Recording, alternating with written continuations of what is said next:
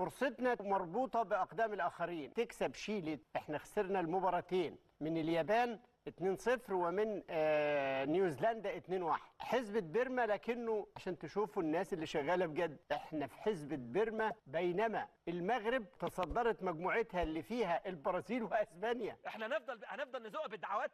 هنفضل نتكلم كده؟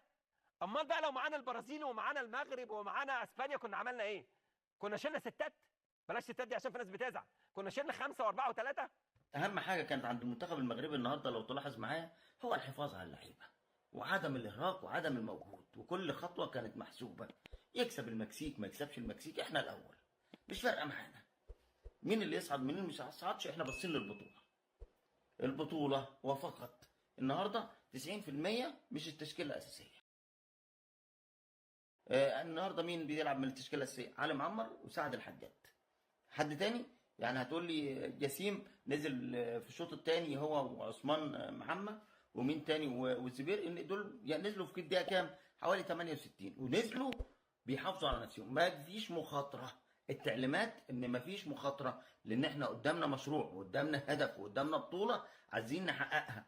النهارده المكسيك كسب المنتخب المغربي عشان هو خلاص مش عاوز حاجه تاني، ضامن كل حاجه وما بيخاطرش وما بيجازفش. المنتخب المغربي عاوز المباراه، كان المنتخب المغربي هيلعب بشكل تاني. هي دي قدرة شباب أسود الأطلس اللي ده جاية مع مشروعهم الكروي اللي ممتد لكل هي مش قدرة، هي نتاج عمل مخطط. وانت قلت مشروع الكرة في المغرب. أما مشروعنا فهو للأسف الشديد جامل وطبطب وفوت وما تشغلش بالك، كله هيعدي. هذه خطة يعني سئمنا منها أستاذ إبراهيم. بصوا هناك المغرب عملت ايه؟ المغرب كسبانه اسبانيا وكسبانه البرازيل. اسبانيا والبرازيل، تمام؟ بطل اوروبا وبطل امريكا الجنوبيه، اسبانيا والبرازيل. احنا بنتغلب من نيوزيلندا وبنتغلب كمان من اليابان. بص بقى، والاداء من كده يقول لك الفرصه قائمه حتى لو كسبت شيلي. فين الاداء؟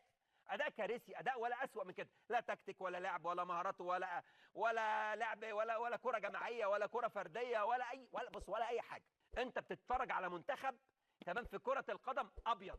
البطوله الافريقيه يعني صعدنا هنا في ملعبنا بطلوع الروح. المكافاه يلا يا باشا، خد اتوكل على الله، كمل بالمنتخب لكاس العالم. لازم اعاده تغيير، تمام، ولازم اعاده نظره ثانيه لمدربين المنتخبات. لازم.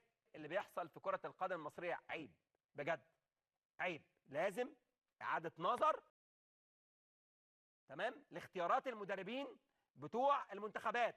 دول مسؤوليه كبيره جدا. نبص على جيراننا، مش قادرين نعمل احنا نبص على جيراننا زي الفل وحلوين و100 100 وتمام.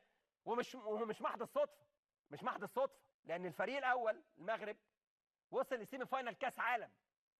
الفرقه الثانيه كسبتنا، ما هو كسبان المنتخب الاولمبي بتاعنا، كسباننا 6 ولا 5، مش فاكر 6 ولا 5 في الاولمبياد المغرب، ومخرجانا. الفرقه الثالثه هي بتاعت 2005 بيصعدوا على حساب اسبانيا والبرازيل. فيعني اكيد العيب، اكيد العيب من عندنا. العيب مش في النجيله ولا العيب في الكوره. المنتخب الاولمبي هنا بتاع المغرب كسب المنتخب الاولمبي المصري 6-0، ومع ذلك احنا بنعتمد على ان احنا بننسى. يلا مش الشعب المصري بينسى، شعب طيب وجميل وزي الفل. هينسى، وان شاء الله هنخش بقى في المنتخب الاول اللي بعديه ومش عارف ايه وبتاع ونخلص. يلا انسى. المنتخب المغربي خلى البرازيل واسبانيا اليوم يتعذبوا، واللي يتأهل، وبالتالي اقصاء المنتخب البرازيلي. مين من المجموعه ديال المنتخب المغربي؟ والمنتخب المغربي على راس المجموعه. شنو الوقت كيفاش دارت؟ يعني الخدمه ديال الجامعه الملكيه والخدمه ديال الاكاديميات والخدمه ديال المغرب يعني تفوقت على اوروبا وعلى امريكا اللاتينيه. خلاتهم يديروا مقابله وتقاتلوا باش يطلعوا في المركز الثالث. شكون؟ لاماسيا والروينه ديال اسبانيا والبرازيل اللي راك معرفون، البرازيل تطحن كل شيء، خلاوهم يتقاتلوا على المركز الثالث. والمنتخب المغربي اليوم لعب بالدوزيام ايكيب، وكان قادر يتعادل مع المكسيك. والمكسيك يلي المكسيك ضربت غير بيلانتي باش ربحت المغرب، والمغرب من دخل لهم اللعابه الاخرين ومع هذوك الروينه راه هلكهم، وكان قادر يتعادل. شوف الكره كي تدور. يعني يا صحافه زيكو تعلموا من المغرب، ما تجيش تقول لي اسبانيا صحيح. المغرب تخيل في مجموعه قويه، مجموعه الموت، ويطلع هو الاول ويتقلطم عليهم في الماتش الثالث، وهما يتقاتلوا بيناتهم على مركز ثالث باش يتاهلوا. وشكون هاد المدارس؟ اسبانيا والبرازيل.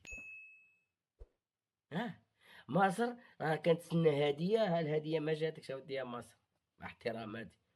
لقاش اليوم اسبانيا طلعت المركز الثالث يعني، وتقدر ما زال عندها واحد الامل يمكن بسيط قليل. ما عرفتش انا كيفاش غادي تصرا مي مصر مقصيه مباشره يعني، ما عندهاش امل كبير يعني. فرنسا غتلعب مع فريق ضعيف، ونيجيريا قد أنهى المنتخب المغربي للشباب مرحلة المجموعات ضمن بطولة كأس العالم لأقل من 20 سنة في صدارة الترتيب، متفوقا على منافسيه البرازيل، إسبانيا والمكسيك.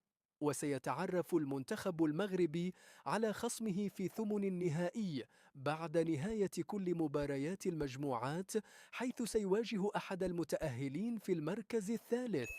ويقدم المنتخب المغربي للشباب مستوى استثنائي في كأس العالم لأقل من 20 سنة، خاصة بعد فوزه على إسبانيا والبرازيل، ليعلن نفسه أحد أبرز المرشحين للتتويج بالكأس العالمية وليس المشاركة فقط. هذا الإنجاز يبرز مدى تطور الكرة المغربية على المستوى القاعدي، وأنها أصبحت مدرسة كروية عالمية يحسب لها ألف حساب. شاركونا رأيكم وآرائكم من خلال التعليقات.